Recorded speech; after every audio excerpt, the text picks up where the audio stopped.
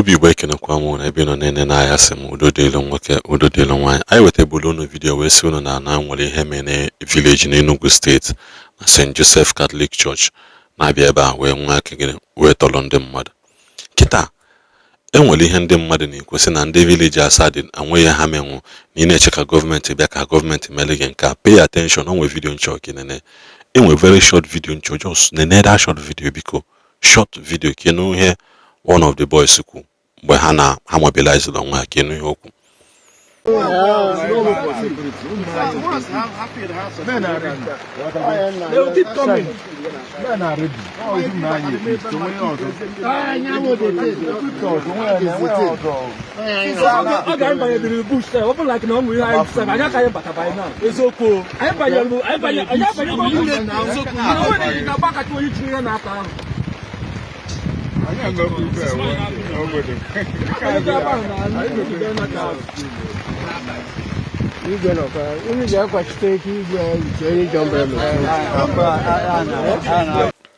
Thank you very much.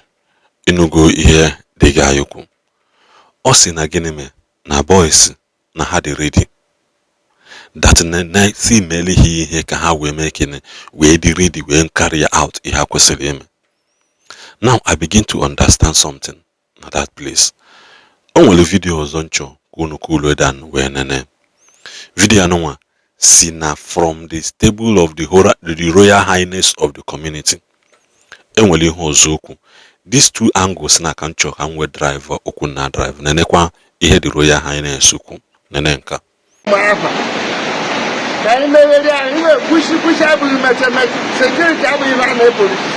Security they cannot go away from it. We have given them that report to several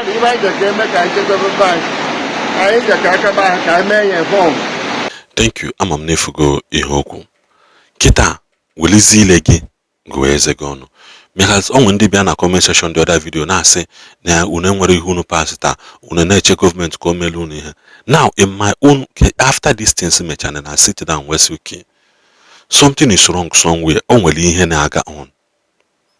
One, onwe ihe the man okwu mgbu na the full video sị na ha nwa na ha ma nwa kwụọra nsọm. That na ha kwụọra nsọm. The videos were making ọgọzia a straight business. Okwulu nke ha later towards the video minene ya.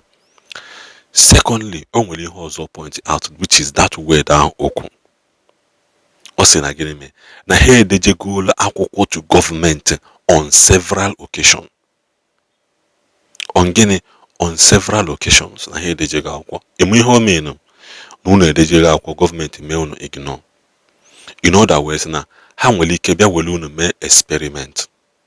Enwere ihe a na-akpọ experiment. Abịata wele unu ska wee mee gịnị ka ha nwee try kene ka ama na nwere ụdị ihe ọ ya agaghị on na this community.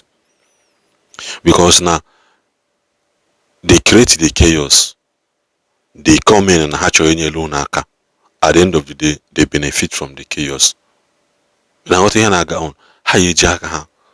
Put a problem. Well, aka ha soon have for solution. Well, is yaka ha? Menu on anya pata. Eben the mother de Jogolo now for long, according to His Royal Highness. What then did you people do about it? Nothing. For the last in the nature APC government could be melon and kind of understandable. Mana sometimes chugalukwa n'uche welu ako n'uche gị mee ihe. Ọ bụrụ na apụta na that community ndị ahụ pụta wete egbe ha ji wee bịa gbaa akpọ community gbaa akpọ community gbaa akpọ ime ihe ọzọ ya ekwu aya sị gị na ESA nọ na this community ka ezije ndị amị ka eje wipe her out. By then nobody will pay much attention na ndị abịakwara ibe bịa tọ mmadụ abidozi agbube youth reduce by in number. Mana his royal by then this Royal Highness he will not have the opportunity to say it. Okugodia. Nobody will believe him. Nobody is going to believe him because by then I use them propaganda in everywhere. Imagine KW silence here. Now it chooses your way. What then is the primary purpose of the government of the people? Because I will keep mentioning government. Mandela say Biafra is the solution. Mana for now, before the Biafra one abia. For now, you have to hold the people responsible for providing security for your property and your life accountable when the things are not going right. Mana ndị Bible ta just blew okwu out of proportion. If mmadụ ọsapụ ọnụ gbawam drop okwu anyhow. Sometimes you read the meaning into something. If we say, okay, this is obodo are very peaceful. This village is very, very peaceful, because by the time I some of the video, you know, I feature some vegetation scanning around. Or here, they obodo not in peace, no longer. Literally, everybody knows everybody. For that church, you cannot go to that uncompleted version shows that these people are still managing themselves.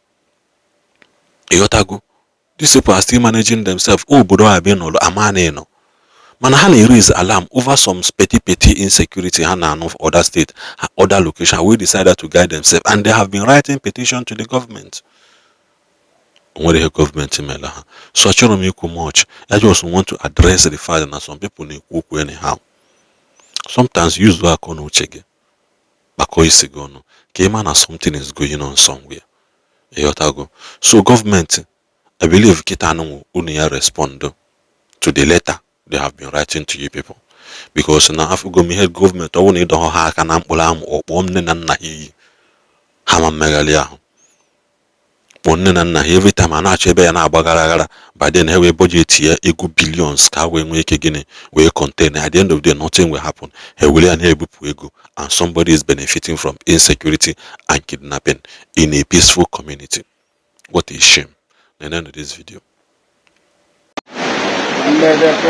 Border Forest Commander Enugu State, Alaka Government House, Alaka Local Government Chairman, I believe in Inoyi, Catholic Church, St. Joseph Catholic Church, Catholic kind of God. When Merora, Nataroya, Batama, we were to go, I don't know where, but with you, I do one in the North Central. About time, people were at the mind they go, but I was about talking. I wouldn't know what the guy knew, but just 9 a.m. in the morning, Jan come, didn't buy it. Even like one time, I make it, they may buy Mary. Ransom and then one people that make a buying some about bush. So my mobilized some voice now to have a quarter bush. I know you to be a good friend because I could go ransom you don't know about it to go in a secret and I fire. You may even need me miss. I know your Affa. I may push I will make security. I will even able to say. Security they cannot go away from it. But we have given them that report to several events that came back and check every bank. I think the Kakaba, Kaimay and Fong. Tajani has a bonbon. Or they will take sentiment, necessary politics into the state. More and before, Nana took on the remote board. What happened? No. You don't have no Anna Gana giant money fan. Therefore, Chukweko, or in a city bay, Chukweko, I am under one to be so good. Only one more to try to have that for half. You are not having, I had to come and I did it here. Every night you have a chicken. For one call, I'm ready to give me to stand up. Again, no matter Maribun make a back up. Mobilized youth and equip youth and can you know why I can make a name moon? American only I want to make a name moon on the buy. On a 4 million years old for one. Because I am a own yoke I go tomorrow. Because one nine Taru Tetura, the Yenoni Mohana, Migana Maha. Yama, Niboni Adonia or not. And we don't, I am around, I lose anybody or not. Bigolu. I need all hands have to be on deck. I need to put the water. I'm not more Bodana with Chichi to Taka, Ndiro and Ejabia. But I got to my honor, see enough is enough. And equip our security very well. Obodo ndị ọzọ na-emechie onwe obodo ndị Fulani terrorist aga onwere obodo adịghị kidnap mmadụ like this. But our obodo anyị bụ na August na gbachara nkịtị ihe a na-eme anyị kwesịrị ijikọta aka si enough is enough ka anyị put all this thing to stop. Ihe a bụ obodo anyị. Anyị ama mgbara ndị mmadụ ọsọ from obodo anyị instead of ndị mmadụ abịa gbara anyị ọsọ n'obodo anyị. Biko nna ya unu biko ihe ọbụla ihe emenwu biko ihe a bụ nke oge anyị na-ekwuzi okwu ka anyị kwuo any ransom to anybody. Ihe anyị na-ekwu okwu ebu how can we equip our security, how can we equip our young people with technology and with mgbe otu ihe a zuo eme ozugbo attract ha because last time anyị kwuru okwu tracking. Open and we're tracking. Oh, one of the catchphone, Libya. I track a Maribano. Far around before you are here. We rescue them. We have everybody drone. So because you have been here for you or Matiwaya time is now. But this is the time. All of us have to come. Because you have here. I have a toast of the Dubai Academy, Abambo, Catholic Diocese of Monya, Amui, Adaba Makana, or Ndaba Tuba, and not or Madman. Or Brunei, so you go one ass. There were come by a script. There come by a million people. I don't people. Yeah, okay. You are no more.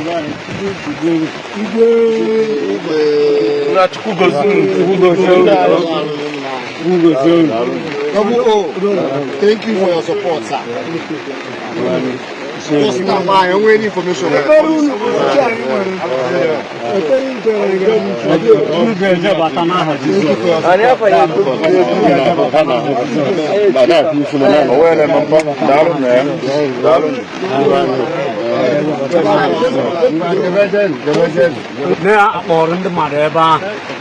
So, yeah, can't do it.